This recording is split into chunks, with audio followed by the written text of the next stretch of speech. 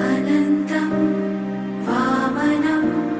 शौर्यं वैकुण्ठं पुरुषोत्तमं वासुदेवं ऋषिकेशं माधवं मधुसूदनं